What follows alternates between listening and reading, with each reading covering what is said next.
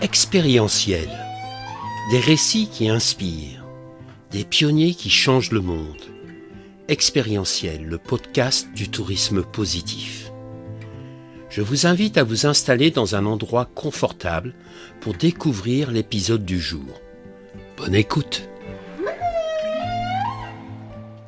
Bonjour Eric, merci d'avoir accepté l'invitation. Je suis très touché et ça me fait extrêmement plaisir de vous recevoir avec Sophie sur cette interview L'écho du vivant avec un S. On a décidé qu'il y aurait un S parce qu'il y a plusieurs échos à travers le vivant et donc on souhaite les explorer.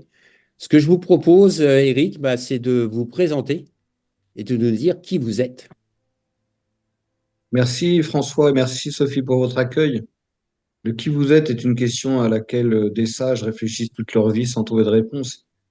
Et souvent je la pose dans mes parcours de formation. Les réponses qui viennent sont souvent fonctionnelles. Je suis un papa, une maman, un chef d'entreprise. Ou souvent relationnelles. Je suis gentil, je suis sympathique.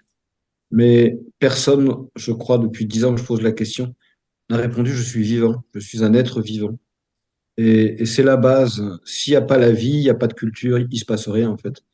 Je suis avant tout un être vivant qui chemine tout doucement pour répondre à cette question. Connais-toi toi-même et tu connaîtras l'univers et les hommes. Il y a un sage qui aurait dit, nous allons cacher un trésor extraordinaire là où les humains ne le trouveront jamais, c'est-à-dire à l'intérieur de soi. Et comme nous sommes des vivants, nous avons les clés en nous. Simplement, il nous faut un long chemin pour trouver les clés, trouver les serrures et oser ouvrir la porte. Donc voilà, je chemine. Alors, vous avez une expérience assez atypique.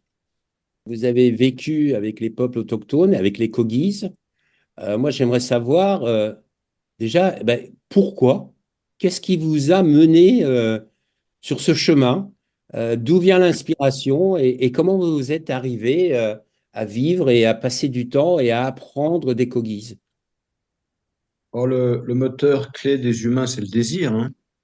Paraphraser le fils du charpentier, lève-toi et marche. Qu'est-ce qui donne envie de se lever et de se mettre en route finalement? Et le désir est un beau moteur. Et quand on est jeune, le désir, c'est souvent des désirs de reconnaissance, des désirs d'exister, mais en quête de soi. Donc, jeune, j'ai fait beaucoup de montagnes de haut niveau. J'avais une vraie question de reconnaissance.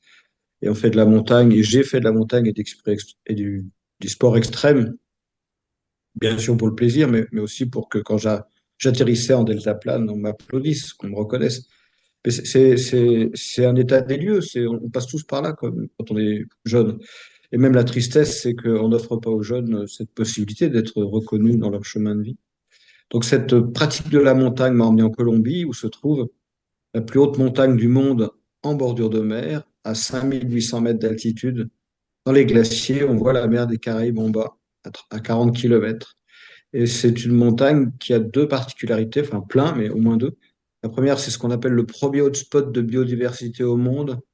On ne connaît pas 15% de ce qui rampe, de ce qui vole, de ce qui pousse sur cette montagne. Il y a un tel gradient de température, d'écosystème sur 40 kilomètres que c'est incroyable. Et la deuxième, c'est que c'est un mystère géologique. C'est-à-dire qu'elle n'est pas raccrochée à la cordillère des Andes. Elle est beaucoup plus vieille que la cordillère des Andes. Elle plonge en profondeur. Et ce mystère géologique n'est sans doute pas pour rien pour expliquer la présence de ces Indiens Kogi, qui sont aujourd'hui 25 000, qui devaient être 1,5 million à l'arrivée des conquistadors. Et sans doute y a-t-il un lien entre cette montagne et l'installation de cette communauté humaine dite autochtone ou racine dans cette partie du monde. Et donc j'ai eu un œdème pulmonaire, un accident à 5000 mètres d'altitude, de l'eau dans les poumons. Il n'y a pas de douleur physique, j'ai pas de souvenir d'avoir eu mal. Et vous êtes un petit paquet à 5000 mètres et juste 10% d'oxygène dans la tête pour vous dire, tiens, ça va être compliqué pour redescendre. Et j'ai eu la chance que des archaïques, des primitifs, des sauvages, voilà, tous ces noms qu'on leur a donnés, des autochtones, qui est un truc pas très clair, on est tous autochtones de quelque part, moins de la terre, passent par là et eu la gentillesse, malgré 5 siècles de barbarie, ça fait 500 ans qu'on les extermine, et c'est même plus de l'incorrection, c'est de la bêtise à un état qui dépasse l'entendement. Et malgré cette barbarie, voilà des gens qui privilégient encore l'aide, l'assistance, la fraternité. Et moi, j'ai fait ce qu'on appelle les grandes écoles et on m'a jamais appris la solidarité de la vulnérabilité. Donc, dans un moment où j'étais vulnérable, des humains m'ont tendu la main. Il se trouve que c'était des Indiens Arhuaco deuxième communauté qui vit dans cette montagne, qui m'a redescendu en bas de la montagne. Donc, là, qui m'ont sauvé la vie, m'ont fait des cataplasmes. C'était un en mamou, qui veut dire un peu chaman chez eux, qui m'a soigné. Et après, ils avaient un petit souci, ils ne savaient pas où me laisser le temps qu'un camion arrive une fois par semaine, livrer de la nourriture, et peut-être que à l'époque, j'aurais pu repartir avec ce camion. Donc, ils m'ont laissé chez les Kogi, et qui m'ont fini de me soigner, et c'est comme ça que je les ai rencontrés. Alors, cette expérience, en vivant avec les Kogis, de quelle manière ça a changé votre vision du monde? De quelle manière ça a influencé votre chemin personnel jusqu'à aujourd'hui? Cher François, sûrement de la même manière que vos rencontres ont changé votre chemin de vie, c'est-à-dire en remettant du deux. Quand on prend un enfant, on le met dans une cour de récréation bétonnée où l'arbre est entouré de barbelés pour barrière et qu'on n'a pas le droit de se mouiller ni de toucher la terre et qu'on est en rang par deux le long du mur et qu'on est dans des classes carrées, on n'a pas le droit de parler dans un monde artificiel. Eh ben, si on grandit là-dedans, on croit que c'est la vie, on croit que c'est ça qui est normal. Donc on apprend à nos enfants à grandir dans la mort en fait. Et la rencontre avec l'autre, en général, et avec des humains qui ont fait un autre choix de vie, et j'insiste sur faire un autre choix de vie, c'est-à-dire qu'ils le tiennent malgré la proximité de la modernité, bah, c'est juste la rencontre de l'altérité, c'est l'ouverture d'un dialogue, c'est ce que j'appelle la fécondation cosmique, c'est-à-dire est-on prêt à être fécondé au sens d'une pensée, d'un regard, d'une pratique par l'autre? Et là, il se trouve que ces autres étaient très loin sur un plan culturel, donc la fécondation était forte, et très proche par l'humanité, puisqu'ils se sont occupés de moi, ils avaient des valeurs simples qui m'ont permis de pas mourir. Et nous avons un point commun. J'ai découvert notre point commun qui est une banalité absolue, mais qu'on a perdu. C'est que qu'on soit Kogi ou français, on respire. Aux toilettes, on mange, on aime, on pleure, on boit de l'eau. Et voilà, on a les mêmes fondamentaux qui est la vie. Et c'est un peu comme une main. Vous avez les cultures qui représenteraient les doigts, qui n'arrivent plus à se parler. Mais si on descend un peu au-delà de la culture, c'est la même main, c'est le même fondamental, c'est la vie, quoi. Voilà, donc rencontrer ces autres-là, ça a été un accélérateur de reconnexion pour moi à la vie et de débarbouillage de l'ego et des capes, des espèces de filtres, de lunettes qu'on se met pour déformer le monde. Il y a une très jolie phrase d'un psychiatre qui s'appelait Jean-Louis Dumas qui disait, nous ne voyons pas le monde tel qu'il est, nous le voyons tel que nous sommes. Je suis sorti de la manière dont je voyais le monde, grandi dans des écoles en béton, etc., dans la ville, m'approcher de ce que le monde est. C'est un peu la caverne de Platon, hein. Sortir de la caverne, arrêter de regarder des ombres et s'offrir au monde. Je dis bien s'offrir au monde. Ne pas prendre le monde, connaître le monde. Non, non, s'offrir, accepter que le monde qui te traverse te transforme. Les peuples racines, je me suis dit, on parle beaucoup des peuples racines en Amérique, en Australie, en Indonésie, en Mongolie, etc. En Serbie, je me suis dit, qui sont les peuples racines en Europe? Et je me suis dit, est-ce qu'on a des peuples racines en France? Et j'ai été surpris. Il semblerait qu'il reste juste une tribu de peuples racines, et ce serait dans l'Europe du Nord, je crois en Norvège. Et ça m'a fait poser une question. Je me suis dit, mais est-ce que ça montre d'une certaine manière, si nous n'avons plus de peuples racines, par exemple en France, que la société occidentale nous a vraiment déconnectés du vivant? En fait, je pense que ces sociétés que, effectivement, moi j'aime bien appeler racines parce qu'elles sont non pas immobilisées par un territoire, mais en responsabilité d'un territoire. Il y en a eu, hein. Il y a eu les Celtes, il y a eu les Vaucons, là où moi j'habite dans la Drôme. Il y a eu toutes ces sociétés-là. Et avant toute chose, elles portaient, et quand elles existent encore, elles portent une mémoire. C'est-à-dire elles n'avaient pas perdu la mémoire de ce qui permet la vie. Et donc, en exterminant ces sociétés, hein, et en laissant venir notre ignorance, ben, on perd la conscience de d'où vient la vie. Et c'est assez fascinant parce que la vie et les mamans et les femmes le savent un peu plus que nous, plus que nous. Ça se passe dans le ventre d'une maman quand un spermatozoïde qui a gagné de haute lutte le combat contre ces millions de congénères, il est passé, il arrive dans le salon, il voit une ovule qui l'attend sur le canapé et ils font affaire, ils discutent. Ce miracle-là de deux énergies qui, on peut le souhaiter, dans un acte d'amour, créent quelque chose, c'est ça la vie. Et c'est créé parce qu'il y a une membrane protectrice qu'on appelle le placenta, qui est un organe, qui joue un rôle à la fois de filtre, filtrer les éléments pathogènes, virus, émotions un peu dures de la maman, ou régime alimentaire pas adapté, et qui laisse passer les éléments nutritifs. Et la Terre fonctionne comme ça. Il y a 9 couches qui laissent passer les éléments nutritifs de la vie sur Terre, mais qui filtrent certains rayons cosmiques négatifs, qui arrêtent certaines météorites.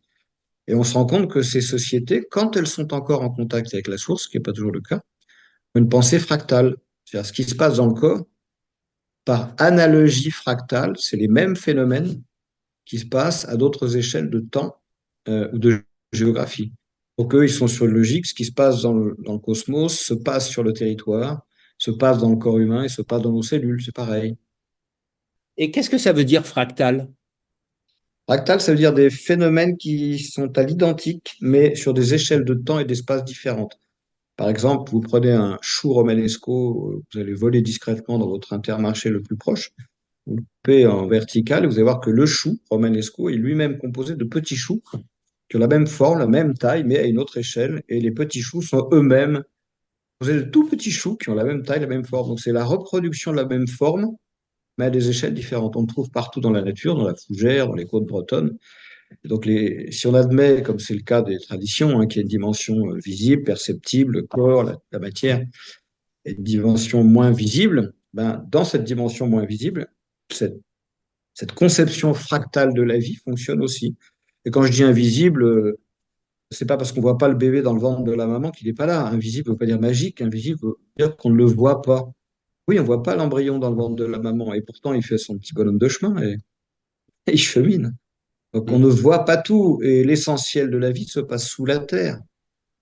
Et c'est pas invisible au sens magique, c'est que c'est sous la terre. Donc on ne le voit pas. Par exemple, un cours d'eau, c'est 30% d'eau en surface et 70% en eau souterraine. Donc il n'y a rien de magique là-dedans. D'où le terme, la terre nourricière. Bah, la terre nourricière, la mer, oui, c'est féminin, la mer, la vie. Et c'est intéressant de voir la lutte féroce, violence incroyable que nous avons déclenchée contre le féminin. C'est une guerre.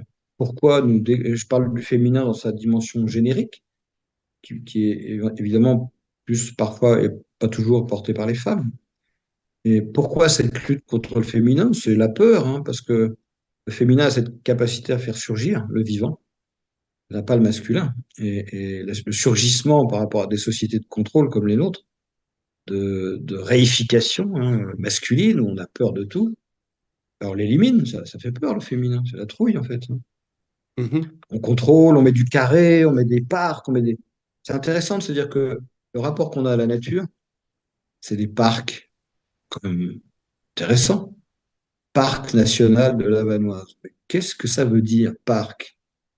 Quand les coquilles sont venues en France en 2023, on a visité un parc à Villeurbanne qui s'appelle le parc de la Fessine, 50 hectares le long du Rhône. Et je trouve que la municipalité de Villeurbanne s'interroge sur comment rénover ce parc. Donc ils étaient en pleine réflexion sur on aménage, on change les aménagements de ce parc. Donc profitant du passage des coquilles, leur ont demandé leur avis. La première question qu'on peut poser les coquilles, c'est pourquoi parc? Et pourquoi pas école? Ah, on se rend compte que juste avec un changement de mot, c'est une révolution conceptuelle. C'est comme le tourisme. Je suis un peu comme Lévi-Strauss, je hais les voyages et les explorateurs. Non pas à cause des touristes, mais parce que ce qu'on leur propose comme démarche est ravageur dans les territoires. C'est catastrophique. C'est pas contre le tourisme en valeur absolue. Je suis plutôt partisan de parcours, de termes comme ça, parce qu'un parcours, c'est un cheminement et des expériences où la rencontre est respectable, respectée, respectueuse et donc nourrissante pour les deux parties qui se rencontrent. Là, c'est pas le cas du tout. C'est intéressant ce que vous dites parce que dans le monde de l'entreprise en France, quand on demande à des entrepreneurs qu'est-ce que vous faites, ben, j'ai une boîte de. J'ai une boîte de. Et on a l'impression qu'on aime bien mettre les choses dans des boîtes, c'est-à-dire à s'enfermer au lieu de s'ouvrir. Et, et c'est vrai qu'on utilise des termes des fois qui nous enferment au lieu de nous ouvrir sur le monde. Puis on finit dans une boîte. Comme disait Pierre Rabhi, on finit dans une boîte et le soir, on va en boîte de nuit. Exactement. Vous avez écrit un livre, Le choix du vivant, 9 principes pour manager et vivre en harmonie. Pourquoi avoir écrit ce livre? Est-ce que vous pensez que les managers aujourd'hui ont besoin de se reconnecter au vivant pour répondre justement aux enjeux de société, aux enjeux de l'entreprise actuelle? Je pense que non seulement ils ont besoin, mais on n'a pas le choix. Imaginez un marin qui prend la mer en disant toi, la mer, je vais t'avoir, c'est moi qui vais te dominer. C'est ridicule. Un marin sait bien qu'il doit apprendre à danser avec la mer et avec les éléments. C'est vrai pour un montagnard, c'est vrai dès qu'on va en nature, et ceux qui l'oublient, ils le payent cher normalement. Ah là, c'est pareil, on l'a oublié. Donc, il suffit de regarder un petit peu, et je crois que vous l'avez vécu, des images du tsunami ou des images comme ça. Quand la nature va se déchaîner, on va être embarqué comme des fétus de paille. Donc, si on ne retrouve pas rapidement l'alliance, bon, on va simplement mourir. C'est aussi bête que ça. Et on ne sera pas la première civilisation à mourir. Les Kogis, ils sont une des rares sociétés autochtones à rester connectées à la source. J'insiste là-dessus parce qu'il y a d'autres sociétés autochtones qui en ce moment me sollicitent que leurs enfants reviennent à cette vraie tradition que portent encore les Kogis. C'est une tradition très très particulière, très exigeante. Donc voilà. Et les Kogis ont une proposition et un discours simple. Ils disent voilà, aujourd'hui on est confronté à deux choix. Soit on continue ce qu'ils appellent Chikwakala. Chikwakala, ça désigne les trames invisibles qui maintiennent la vie sur le globe terrestre. Mais si on regarde la métaphore du globe terrestre et du corps humain, ben, le réseau sanguin dans le corps humain, c'est un chikwakala, le réseau nerveux, le réseau ventilatoire, le réseau énergétique sont autant de chikwakala qui relient les organes et qui font que vous êtes vivant. Ben, pour eux, la Terre fonctionne exactement à l'identique avec des réseaux magnétiques, des courants marins, ventilatoires, tout ce qu'on veut. Et donc, à force de faire des routes, des barrages, de couper tout partout, on fragilise ça, on crée de la maladie. Et donc, la maladie se traduit par des réactions qui, pour eux, sont des tremblements de terre, des incendies. Les incendies seraient la fièvre, hein. Los Angeles l'année dernière, c'est quand même assez impressionnant. Donc plus on va aller là-dedans, plus ça va se déséquilibrer, plus on va mourir, parce qu'il y a un moment, on va être emporté par ces phénomènes de destruction de ces trames de vie. Puis il dit, il y a une deuxième option qui est Shendu, quoi, qui est se remettre un peu à l'écoute, se refaire avec et arrêter de faire contre la nature en soi, autour de soi et dans le mystère de ce qu'elle est, parce qu'en fait, on ne comprend pas grand-chose. Et je sais quoi, Shendu, quoi, pardon, j'aime bien le mot, parce que c'est quelque chose de l'ordre de se remettre à l'écoute et en lien et en harmonie avec la vibration de la vie, et pas avec la folie humaine qui est complètement déconnectée de la vie. Souvent, ils disent, si vous voulez réfléchir à ça, mettez-vous sous un arbre un peu à l'ombre, faites descendre la température de votre mental, parce que le réchauffement climatique et le dérèglement climatique, il n'est pas à l'extérieur, c'est pas en luttant à l'extérieur, c'est là qu'il est, c'est dans vos têtes. Donc voilà, quel choix on va faire, j'en sais rien, mais les Kogis, je trouve, sont assez exceptionnels parce que après 5 siècles de destruction, alors que jusqu'en 1991, ils n'existaient pas dans la constitution colombienne, c'était des non-humains, quoi, ils n'avaient pas de reconnaissance. Malgré ça, ils nous tendent la main. C'est-à-dire, des confins de notre modernité, très très loin là au fond, il y a des gens qui disent, eh, si vous voulez, on pourrait dialoguer pour prendre le meilleur de nos deux mondes, pour inventer un nouveau récit ensemble. On n'en est pas capable, nous. On est incapable de ça. Donc on peut se demander qui sont les plus grands, je le dis avec un clin d'œil, hein, plus grands chrétiens, les plus grands humains, ceux qui se sont autodésignés civilisés, et à nous, ceux que nous avons appelés sauvages, ouais, qui sont capables de soigner un étranger et qui nous tendent la main pour le dialogue. Je pense que le plus grand indicateur de civilisation, c'est le dialogue, c'est la capacité à créer ensemble. Et on en revient à l'acte d'amour, chacun amène son énergie et se passe ce miracle de la création. Donc je pense qu'on n'a pas le choix pour répondre à votre question. Parce que si on ne le fait pas, un, les managers vont tomber malades, deux, les entreprises vont pas réussir à s'adapter, trois, la violence va augmenter. C'est assez évident. En fait, il faudrait retrouver le moyen, accepter que la vulnérabilité reprenne sa place. Comment sont nées les grandes mutuelles? Parce que des mineurs au fond d'une galerie de mine étaient en hyper vulnérabilité face aux coups de grisou, aux éboulements de la mine, et alors qu'ils avaient qu'une seule journée le dimanche pour vaguement se reposer, qui savaient souvent ni lire ni écrire, ils ont inventé un truc phénoménal qui s'appelle les mutuelles, c'est-à-dire qu'ils ont mis chacun 10 sous pour mutualiser le risque. Wow. Et les mutuelles concernaient les humains, alors que les assurances concernaient les biens. Et maintenant que les mutuelles ont perdu cette vulnérabilité, elles se cherchent. Et on se pose la question de savoir comment est-ce qu'il ne serait pas bon de réunifier le code des mutuelles et le code des assurances sur un plan juridique, mais c'est une erreur fondamentale. Je pense qu'il faut vraiment retrouver la vulnérabilité, ce sens-là. En fait, le sens de la vulnérabilité, vous le retrouvez dès que vous êtes fragilisé, que ce soit par la violence, et quelle que soit la source de la violence, ou la peur. Et là, tout d'un coup, comme le disait Hannah Arendt, les valeurs sont comme les feuilles mortes. Il ne s'agit que quand le vent se lève. Si le vent se lève, on va retrouver la vulnérabilité. Si la vulnérabilité est retrouvée, bah, on va retrouver les valeurs et le faire ensemble et la capacité à inventer des réponses. Aujourd'hui, on est trop, trop bien installé. La guerre en Ukraine, c'est pas chez nous. Los Angeles, ça brûle ailleurs. Ça ne le regarde pas. La majeure partie d'entre nous, maintenant, on se sait vulnérable. Et comment on peut justement euh, faire cette connexion avec l'invisible, reprendre le sens de la vie, en fait, pour élever ces niveaux de conscience qui vont peut-être nous amener à revenir à des choses plus simples, justement à oser être vulnérable, à oser dire qu'on a des limites. Comment on peut reconnecter l'homme à l'invisible? Il y a une petite chapelle qui est dans le petit village de Tréandetech, qui serait la capitale de la forêt de Brocéliande. Et quand on rentre dans cette chapelle, il y a une petite phrase marquée sur le porche.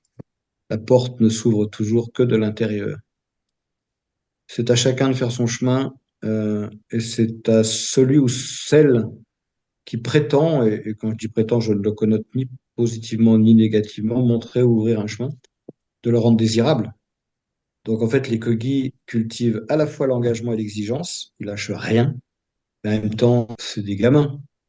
Jamais ils vont imposer quoi que ce soit. Est-ce que toi, tu as envie de faire ce chemin? Est-ce que celui qui te montre ou qui t'ouvre le chemin te crée cette envie-là par de la bonté, par de la gentillesse, par de la joie, en te montrant que c'est chouette et en te laissant ton autonomie pour faire ce chemin? Moi, je pense pas qu'on puisse faire quoi que ce soit, c'est aux gens de le faire. Par contre, si la contrainte extérieure augmente, là, tout d'un coup, c'est un facilitant. On voit bien que le Covid a quand même accéléré les choses, ouvrant un peu les états d'esprit, les mentalités. Et maintenant, on peut parler de ça sans paraître complètement, complètement idiot ou inaudible. La crise phénoménale du Covid n'a pas changé grand-chose, mais elle a peut-être un peu accéléré une prise de conscience. Et encore, pour notre génération, je ne sais pas ce qu'il en sera des générations suivantes, parce que il y a une petite phrase qui dit dis-le-moi, je l'oublie. On le sait que ça va pas, mais ça change rien. Montre-le-moi, je le retiens. Ah oui, on voit des incendies, on se dit oh, ça a l'air compliqué. Ukraine, ça a l'air chaud quand même. Et implique-moi, c'est-à-dire fais-le-moi vivre, et là je le comprends. Donc aucun changement ne peut passer hors de l'expérience. C'est sans doute pour ça que ces sociétés dites autochtones avaient inventé des rituels pour que les jeunes, filles ou garçons, quand il y a l'âge de la maturité sexuelle ou physique, ou peu importe, et qui vont changer de rôle et prendre une autre place dans le corps social, fassent l'expérience de ce changement. Alors quand on les regarde de l'extérieur, on se dit waouh, c'est chaud quand même, parce qu'il y a certains rituels qui sont compliqués. Quand on voit les résultats que ça donne en termes d'ancrage pour la jeunesse, de fierté, d'identité, etc. Et quand on voit que les jeunes qui n'ont pas ça se les réinventent en brûlant des voitures ou en faisant des conneries, bien qu'il y a quelque chose qu'on a perdu là, dans l'accompagnement de nos jeunes générations, qui sont en quête de sens. Hein. Non seulement elles sont parfois pour certaines désespérées, mais on leur dit quoi? En fait, si on écoute les discours de milieu, on leur dit rien. Ouais, On leur montre que c'est une cata, quelque part, en listant les catastrophes qui arrivent. Et dans les discours politiques, sans parler de choix politiques, il n'y a rien. C'est le vide absolu. Donc, soit ils vont devenir dingues, soit ils vont essayer, parce qu'ils peuvent, de s'engager à leur manière, et c'est super, soit ça crée de la violence. ces questions politiques, etc. Ça me fait penser à une citation de Francis Blanche qui disait Au lieu de changer le pansement, penser le changement. C'est Et pas mal, bah, c'est ça. Il était pas mal, ce garçon. ouais, ouais, ouais, il était pas mal, il était pas mal. Dites-moi, dans votre livre, vous parlez de 9 principes pour manager et vivre en harmonie. Et le premier, c'est un mot qu'on entend de plus en plus, mais j'aimerais avoir votre définition parce que c'est l'altérité. Ça veut dire quoi l'altérité et comment on donne vie, comment on fait vivre l'altérité au sein d'un collectif? Moi, je vous renverrai bien une question. Savez-vous quand sont apparues les montagnes et pourquoi? Et là, j'ai à l'écran François et Sophie qui me regardent avec un air un peu perplexe. Mais pourquoi cette question? Parce que la base de la vie sur Terre est née il y a 200 millions d'années, quand les montagnes sont sorties de la mer. Et les montagnes, en sortant de la mer, ont créé l'altérité, le haut et le bas. Donc, s'il y avait le haut et le bas, il y a eu tout le phénomène de précipitation, de glaciers, d'écosystèmes, blablabla. Et la vie est arrivée parce que l'altérité est arrivée dans la géographie, et l'altérité a créé le mouvement. Sans altérité, il n'y a pas de mouvement. Sans mouvement, c'est la mort. Alors après, la question est de savoir qu'est-ce que je fais du mouvement. Bon, c'est très simple, ça provoque deux énergies, hein, on n'en provoque pas 36. Amour, celle qu'on a évoquée tout à l'heure, les deux altérités peuvent se rencontrer et créer, ou éclatement. Bah, globalement, c'est les deux. Il n'y a pas 36, hein. Soit je m'enfuis, ou j'ai envie de détruire, ou peu importe l'autre, soit je suis créateur avec l'autre. Alors, toute la question devient, et c'est la question clé dans une entreprise, comment, entre collaborateurs différents, de parcours, de tout ce qu'on veut, de vision des choses, hein, eh ben, je crée de l'amour au sens de la créativité et de faire de l'altérité capacité créative pour l'entreprise. Et ça, il faut être capable de mettre en place ce que souvent les entreprises oublient. La première valeur clé de l'organisation, c'est la confiance. La confiance où je vais pouvoir partager mes vulnérabilités, partager si je comprends ou si je ne comprends pas, donner une idée stupide ou bonne, peu importe. Donc la question devient comment je crée cette membrane de confiance dans l'organisation. Donc membrane de confiance, on voit bien que ça reste féminin, hein, vide. Et parce qu'elle est vide, et peut-être féconde, si on l'a bien préparé, une idée, une amélioration, une résolution de problème vont sortir de cet espace de confiance. Mais là, on voit bien que pour un garçon, souvent, hein, qui contrôle, il va vous dire, mais qu'est-ce qui va sortir? Ben justement, on n'en sait rien. Mais à partir du moment où il y a 20 personnes qui réfléchissent ensemble sur des modalités pas trop balottes pour répondre à un problème, trouver une solution ou proposer quelque chose, soit elles sont complètement connes, et alors à ce moment-là, c'est une bonne information pour le dirigeant, hein. Il y a 20 personnes idiotes, peut-être qu'il en fasse quelque chose. Mais c'est rare. C'est rare que quand on sollicite l'intelligence d'un enfant, d'un ado, d'un adulte, il soit con. Les humains ne sont pas cons du tout. Ce qui est con, c'est qu'on ne leur demande pas leur avis. Voilà, ça c'est sûr. Ça, c'est de pire en pire, hein. On voit bien comment, vers quoi le corps social évolue, c'est de pire en pire.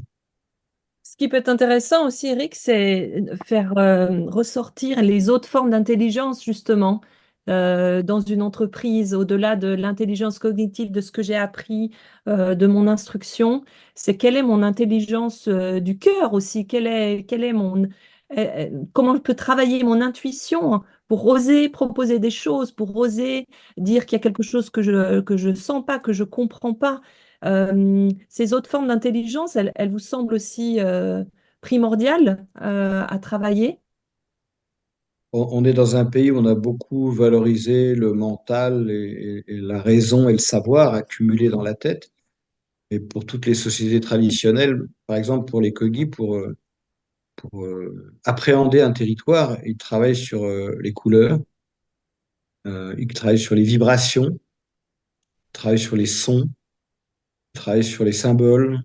Et on s'est terriblement atrophié en se coupant de ce que vous appelez toutes ces formes de sensibilité ou d'intelligence. Et d'où l'intérêt d'ouvrir un espace de confiance, même parce qu'on a fait ce travail en France en septembre-octobre 2023, de faire dialoguer 6 Kogi avec une cinquantaine de scientifiques sur un diagnostic croisé de la santé du Rhône, fleuve Rhône, depuis son glacier jusqu'à son embouchure. Ça ne peut, et là, on avait affaire à des intelligences radicalement différentes, analytiques, expérientielles, descriptives, sensibles, des langues différentes. Voilà.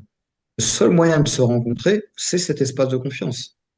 Chacun peut, sans qu'on se moque de lui, sans qu'on lui coupe la parole, sans que parce qu'il n'est pas à l'aise. Je me rappelle un géobiologue qui participait, que j'avais invité, n'étant pas une institution, une certaine liberté, je peux inviter qui je veux, et qui me dit, mais t'es sûr, parce que là, il y a beaucoup de scientifiques, et la géobiologie et la science, ça fonctionne mal.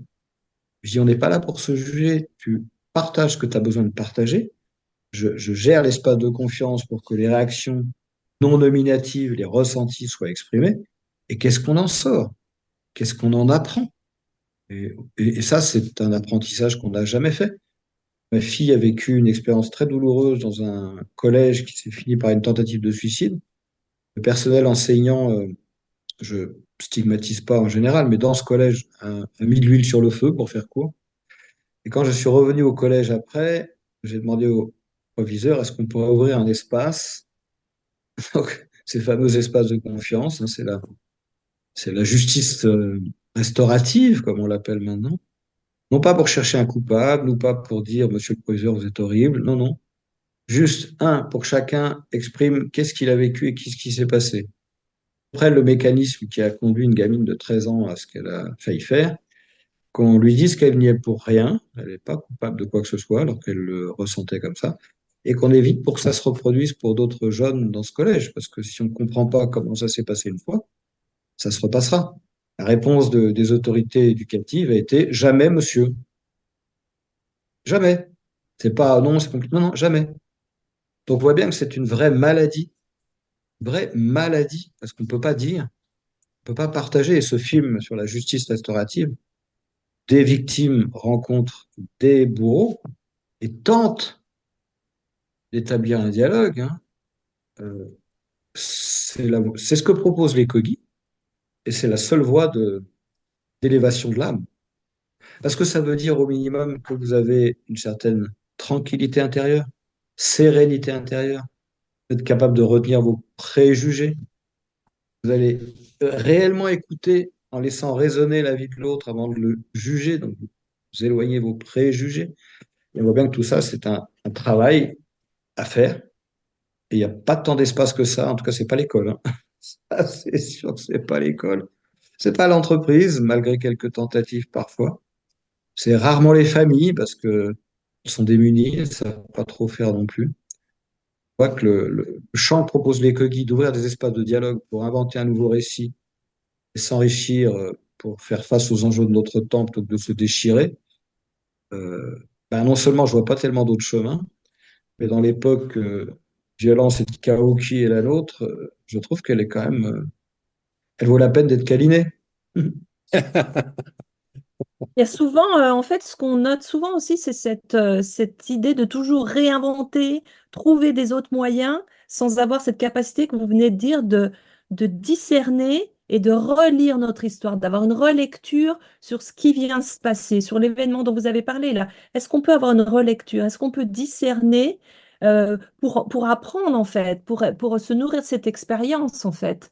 Et on est trop souvent dans toujours du nouveau, toujours du nouveau, toujours des nouveaux concepts. Mais est-ce qu'on a cette capacité de rétroaction telle qu'on l'a dans le vivant, en fait? Il y a peu d'espace où on nous permet de l'avoir, puis vous le savez, je crois que c'est un de vos champs d'expertise, la confrontation de points de vue, de croyances, qui sont souvent des ancrages identitaires, génèrent des émotions. Et dès que les émotions rentrent en jeu, pourquoi pas, mais si elles sont pas un peu accompagnées et canalisées, bah, c'est la destruction. On revient aux énergies qui s'opposent. Et on apprend à traverser ça assez peu finalement, pas dire nulle part. Quand vous regardez la situation de nos sociétés modernes aujourd'hui, il y a 5 grilles de lecture en place. La première, c'est tout va bien, continuons comme si de rien n'était. C'est le fameux taux de croissance dont monsieur, notre Premier ministre, se plaint qu'il soit pas assez élevé pour le déficit. Bien. La deuxième, c'est la technologie va résoudre tous nos problèmes. C'est les géosciences, c'est l'intelligence artificielle, enfin, c'est tout ce monde. Ça va, la technologie et la science vont trouver des réponses à nos dysfonctionnements. Ok, très bien. Vous en avez une troisième, et j'insiste sur l'écologie politique, c'est-à-dire l'écologie au pouvoir, à Bordeaux, à Grenoble, et dans les grandes villes, Poitiers, où les maires ont été élus il y a peu de temps, là, aux dernières élections. Très objectivement, mais vraiment objectivement, je suis curieux de faire le bilan. Qu'est-ce que fondamentalement ça a changé? J'étais à Bordeaux il n'y a pas longtemps, j'ai demandé à des Bordelais, et alors, un maire écologiste, m'a regardé, il m'a dit, il y a plus d'arbres. Ce qui est bien, c'est pas un mal en soi, hein, je ne critique pas. Mais en fait, le champ des possibles de l'écologie politique, c'est pas simple, hein. Donc, ça va pas bouger les fondamentaux, en tout cas. Ça peut améliorer, plus propre, plus vert, plus tout, mais ça va pas bouger les fondamentaux. Après, vous en avez deux qui sont des petits cousins germains, c'est la décroissance ou la collapsologie, c'est-à-dire faire de la même chose mais moins, ou attendre que tout s'écroule. Et quand vous regardez ces modèles-là, il n'y en a aucun qui remet en cause les fondamentaux. Le seul moyen de remettre en cause les fondamentaux, c'est de revenir à ce qui ne bouge pas, ce que disait très bien l'architecte catalan Antonio Gaudí. Il disait on n'invente jamais rien, on revient toujours aux fondamentaux qui sont ceux du vivant pour relire notre situation. Et c'est ce qu'il nous faut faire aujourd'hui, c'est revenir à ces fondamentaux. Et qui mieux que les sociétés comme les Kogi ou d'autres qui n'ont jamais perdu ces fondamentaux peuvent nous aider non pas à les copier, mais à les réveiller chez nous, puisqu'ils ne les ont jamais perdus.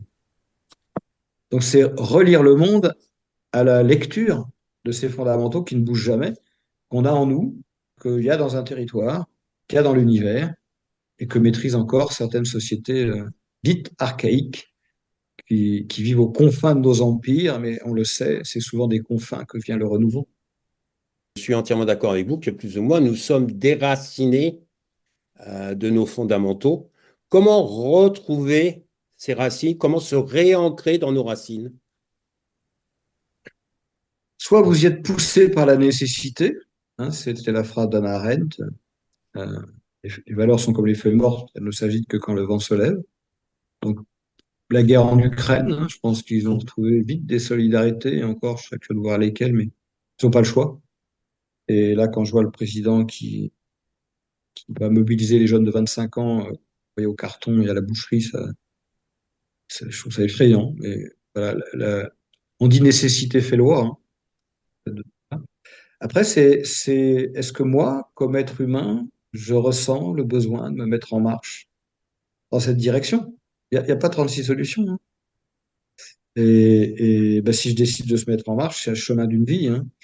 Par contre, il y a un moteur que je trouve très intéressant, c'est quand on s'engage sur ce chemin, euh, faire les choses en joie, légèrement, mais sérieusement. Rien n'est important, mais il est essentiel de bien faire les choses. Mais surtout, faut garder humour et discernement. Il y a un Kogi qui était venu en France il n'y a pas très longtemps, il m'avait demandé, un grand chaman, comment on dit bonjour chez toi? Ta langue. Alors, je lui ai dit, on dit bonjour ma biche. Ah, il avait appris bonjour ma biche, et un jour ça n'a pas raté, une petite rencontre un peu institutionnelle avec des écharpes, un député et des maires. Je vois le chaman dire, oh, pétard, qui s'approche du député et qui lui dit bonjour ma biche. Ça, ça a créé une petite surprise, ça a créé un petit surgissement et donc des sourires. Et j'ai expliqué après pourquoi et tout le monde a rigolé. Mais ce petit surgissement-là, il a remis un truc qu'on a perdu, qui est de la joie. J'ai accompagné une fois un dirigeant d'entreprise sur ce chemin, sur ce processus. Puis, la dernière évaluation, il m'a dit, c'est incroyable, comment j'ai pu, pendant 30 ans, diriger ma boîte sans joie. Et les Kogi n'ont rien sur un plan matériel, mais ils ont tout sur un plan spirituel. Ils sont pas misérables. Certes, ils sont pauvres sur un plan économique, mais ils ont une culture incroyable qui leur permet, dans la rareté, de satisfaire leurs besoins, de rester joyeux, d'éduquer les enfants, de se soigner et de vivre en paix.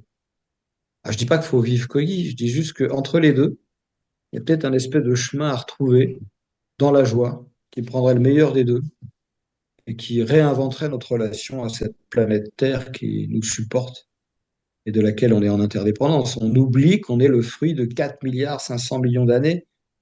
Quel est le meilleur fondamental dont on pourrait s'inspirer pour évoluer? C'est la vie et ces principes de vie qui sont les mêmes pour toute forme de vie, l'écureuil, la fourmi, l'humain, l'arbre, et cette interdépendance dans l'interdépendance. Pour ça qu'on a monté dans la Drôme une école, pour ça que ça s'appelle École pratique de la nature et des savoirs, pour pratiquer, parce que ça passe par de la pratique. Et c'est assez fabuleux, en 4 jours, c'est court, hein. Quand on revient dans le corps, quand on revient dans le lien, quand on s'ouvre des éléments d'introspection, quand on s'ouvre au mystère, quand on redécouvre les 4 éléments, enfin des trucs assez simples. En 4 jours, les résultats sont stupéfiants. Et qui va justement participer à ces stages? Quel type de personnes? Il y a tout type de personnes, des dirigeants d'entreprise, des managers, des médecins, des avocats, des tout, des riens, des grands, des petits. Bah, soit il y a des mal-être, des gens qui sont pas bien dans leur fonctionnement quotidien, dans leur vie, soit il y a une quête de sens. En fait, la meilleure enseignante que je connais, c'est la nature. Et la meilleure soigneuse que je connais, c'est la nature. La première relation spirituelle d'un Kogi, c'est quelle est l'eau que tu bois et comment tu la bois. C'est le premier pas spirituel. Est-ce que tu bois de l'eau du robinet en pensant à autre chose, ou est-ce que tu as conscience que l'eau est sans doute l'état qui a précédé la matière? On le sait, il semblerait qu'avant que les montagnes sortent, justement, il n'y avait que de l'eau et quelques îlots. Et l'eau, pour ces sociétés, mais pas que les Kogis, serait l'état intermédiaire entre rien, peut-être une dimension strictement spirituelle mais non incarnée, qui serait dans le noir, parce que pour les Kogis, le noir n'est pas une matière, mais un état de la matière avant qu'il se matérialise par l'état de l'eau, et puis de l'eau par l'état de la création de la vie, comme un bébé grandit dans le liquide amniotique avant de naître. Donc cette eau que tu bois, elle est chargée de quelque chose, sauf si elle est passée dans des canaux, des canalisations sous pression, dans des bouteilles en plastique, où là, elle est chargée de... Pas terrible. Donc prendre conscience que ce que tu vas boire et la manière dont tu vas le boire, c'est la première information que tu envoies à ton corps pour te soigner, pour t'informer, pour travailler ce plan-là. Et puis le deuxième, c'est la même chose, mais pour ce que tu manges. Puis le troisième, ça va être la même chose pour ce que tu dis. Tu peux envoyer des mots désagréables, blessants. Tu peux avoir des pensées négatives. Tu peux envoyer des mots agréables, quelle que soit la situation, guérissants. Voilà. Et puis le quatrième, c'est l'espace. Souvent, on dit, je vais dans la nature pour me ressourcer. Mais est-ce qu'on a pensé, nous, à ressourcer la nature? Non. Donc, en fait, si on regarde la nature, on vient tous déposer nos sacs poubelles et puis on repart en laissant nos sacs poubelles. Mais très rarement nous vient à l'esprit l'idée de dire, bah, merci, quoi. Il y a une phrase d'un géographe qui s'appelait Élisée Reclus, qui est mort en 1905, qui disait l'homme, c'est la nature prenant conscience d'elle-même. Nous serions la conscience de la nature. À travers notre conscience et nos actes, de remercier, par exemple, nous soignons et nous soignons cette nature en nous et autour de nous. Mais c'est pas remercier au sens euh, je remercie une forme incarnée. C'est l'état intérieur dans lequel ça vous met d'être dans une posture de remerciement. Donc l'énergie que vous allez dégager n'est pas du tout la même que d'une posture de colère. Voilà. Et pour les Kogis, c'est cette énergie-là qui fonde un territoire, une relation, en tout cas qui l'impacte. Donc on ne rentre pas sur un territoire avant d'avoir déposé ses poubelles, parce que ça va impacter tout le territoire. On rentre dans le champ du subtil, on commence à découvrir, hein. Le champ du subtil n'a rien de magique, c'est des informations qui passent entre les feuilles, des informations qui passent entre les racines des arbres. Il y a plein de champs beaucoup plus subtils. Et en fait, la véritable manière de connaître un territoire, c'est de faire de l'anatomie physiologique. Parce que ce qui se passe dans le corps, dans les couches de la peau, du derme, c'est ce qui se passe sur un territoire. Et tout d'un coup, vous découvrez un univers de sensibilité, de fragilité, de complexité magique. Le mot qui me venait là, avec vos derniers mots, Eric, c'est la gratitude. Et la gratitude, justement, au-delà du mot gratitude, c'est ce que je ressens intérieurement. Je reçois, quand je suis en forêt, je reçois, je sens que je reçois sous maintes formes et mon corps vibre ce merci parce que je reconnais que je reçois de l'extérieur. Donc, effectivement, et c'est plus un ressenti que forcément mettre des mots, en fait. C'est comment passer du mot que certains vont prononcer à un état intérieur. C'est un... Il y a des fois où, quel connard celui-là. On a du mal. Et en même temps, le connard, Enfin, le connard, celui qui m'ennuie, qu'est-ce qu'il m'apprend? Pourquoi il m'ennuie, fondamentalement? Pourquoi je le trouve con? Il y avait une dame que j'avais accompagnée dans une formation, petite pratique que je trouvais rigolote. Elle demandait aux gens comment ça va aujourd'hui? Ok, les gens répondent. Puis après, elle reposait la question, comment ça va maintenant? Alors, on dit, bah, j'ai l'impression que j'ai répondu, mais OK. Puis après, elle reposait une question, comment ça va là tout de suite? En fait, il y a des gens qui s'énervent, mais pourquoi tu t'énerves? C'est vrai. Et d'ailleurs, la question du ça va, justement, on en parlait avant que vous arriviez pour l'interview. En France, quand on nous pose une question ça va, on n'est pas forcément intéressé par la réponse parce qu'on s'attend à une réponse automatique qui dit ça va. Et moi, Non, j'avais puis même, on n'a pas envie de l'entendre, la réponse, parce que si On n'a jamais pas ça va envie pas, d'entendre ça va pas. On a ah non, envie non, ça va être pas agaçant, ça va quoi me pourrir faire. ma journée. Non, non, non, Ouais. non, non, surtout pas. Et puis quand il y a quelqu'un qui dit justement ça va pas, et là on est complètement déstabilisé, quoi. On sait plus quoi faire. Mm. Et donc je racontais à Sophie que en France on serre la main sans se regarder vraiment dans les yeux. En Thaïlande on fait le why et on prend ces quelques secondes et on regarde la personne en face dans les yeux. On prend vraiment ce temps de connexion à l'autre. Et on a perdu ça dans notre culture et je trouve ça extrêmement dommage. Euh, on dit que c'est de, comment dire, c'est être poli, c'est de la politesse, de dire bonjour. Mais je trouve que pour moi, la véritable politesse, c'est de vraiment prendre le temps de dire bonjour et de s'intéresser à l'autre personne. Comment ça va? Si je peux me permettre, c'est même pas de la politesse, c'est une base physiologique. C'est-à-dire qu'il y a un principe du vivant qui est décrit dans cet excellent livre, Le choix du vivant, qui parle de l'apoptose. L'apoptose, c'est un phénomène physiologique que nous vivons tous, que nous avons vécu dans le ventre de la maman. C'est-à-dire quand on est petit, embryon, on a des membranes entre les doigts pour faire le roulet-boulet dans le liquide amniotique, c'est plus facile. Et quand le bébé sort du ventre, les peaux sont mortes. Il n'y a plus de membranes parce qu'elles vont plus être utiles à l'extérieur. Donc il y a eu un phénomène d'apoptose, c'est-à-dire de suicide cellulaire, lorsqu'elles n'ont plus d'informations de leur environnement sur leur utilité. Une cellule va se suicider si elle n'a plus d'informations de son environnement ou de sa fonction sur son utilité. Sous-entendu, comme nous sommes des êtres vivants, personne qui n'a pas un minimum de reconnaissance, de gratitude, d'information pour qu'il puisse jouer son rôle au mieux, va se dégrader dans son état de santé psychique. On sait très bien que ça va vite, psychisme physique, et donc on se rend compte que la relation n'est pas une question de politesse, c'est une question de survie de l'être vivant que nous sommes. Et on voit bien que c'est Boris Cyrulnik qui dit que dès qu'il n'y a plus d'interrelation, le cerveau s'éteint, pardon, et nous mourons. Donc, je trouve intéressant de dire qu'il faut sortir de la politesse, que c'est bien de le faire, passer à la conscience du vivant, c'est comprendre que c'est une composante de la vie, la relation. Le soleil qui arrive, l'eau qu'on boit, tout, le regard, François, que vous évoquiez, qu'on vous porte. Alors, quel est le regard? Bienveillant, en présence, pas en présence? Et donc, on voit bien que la clé essentielle de la transition écologique, c'est, question à 1 000 euros, pas de bras, pas de chocolat, la clé essentielle de la transition écologique, là, pareil, question. Ah Ça, c'est bah, l'agenda. bah, C'est l'agenda. ah oui, Et oui, pourquoi on ne s'arrête pas? Parce qu'on n'a pas le temps. eh oui. C'est tout, hein. Et pourquoi on ne se reconnecte pas? Parce qu'on n'a pas le temps. Moi, je dis souvent dans mes ateliers, la plus belle chose, le plus beau cadeau que vous pourriez vous offrir, c'est dans votre semaine de 7 jours, cette fois 24 heures, glissez 1 heure, vous allez vous promener dans le bois le plus proche, laissez votre portable dans la voiture et offrez-vous cette heure-là. Ben, ils n'y arrivent pas. Mm. Parce que vous allez baisser la pression là-haut.